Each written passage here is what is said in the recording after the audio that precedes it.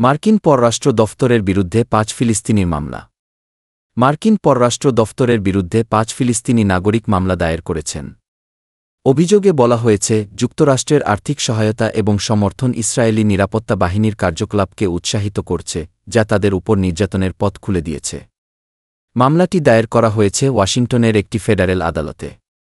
মামলার বাদীরা দাবি করেছেন, যুক্তরাষ্ট্রের সরকারি সহায়তায় ইসরায়েল যে ধরনের অপারেশন চালাচ্ছে, তা আন্তর্জাতিক মানবাধিকার আইন এবং যুক্তরাষ্ট্রের নিজস্ব আইন লঙ্ঘন করছে। বাদীদের আইনজীবীরা জানিয়েছেন, মার্কিন পররাষ্ট্র দফতরের কাছ থেকে ইসরায়েল প্রতি বছর যে বিশাল পরিমাণ অর্থ সহায়তা পায়, তা সরাসরি ফিলিস্তিনিদের মানবাধিকার লঙ্ঘনের কাজে ব্যবহৃত হচ্ছে। এতে করে তাদের বসতভিটা হারানো, অনির্দিষ্টকালের জন্য আটক থাকা এবং পরিবারের সদস্যদের হত্যার মতো অপরাধের শিকার হতে হচ্ছে। ফিলিস্তিনিদের এই মামলায় উল্লেখ করা হয়েছে, মার্কিন আইন অনুযায়ী বিদেশে সহায়তা দেওয়ার ক্ষেত্রে মানবাধিকার রক্ষার বিষয়টি বাধ্যতামূলক। কিন্তু পররাষ্ট্র দফতর ইসরায়েলের ক্ষেত্রে এই নীতিটি কার্যকর করছে না। বরং তারা যে কার্যক্রম চালাচ্ছে, তা নীতিগতভাবে অন্যায় এবং ফিলিস্তিনিদের প্রতি বৈষম্যমূলক।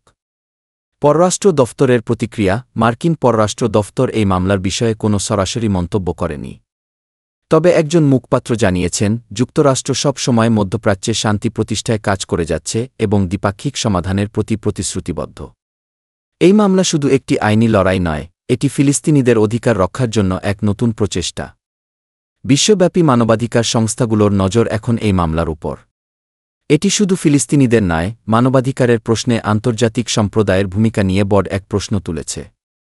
সবার চোখ এখন বিচার বিভাগের উপর। এই লড়াই কিভাবে এগোয় সেটাই দেখার বিষয়।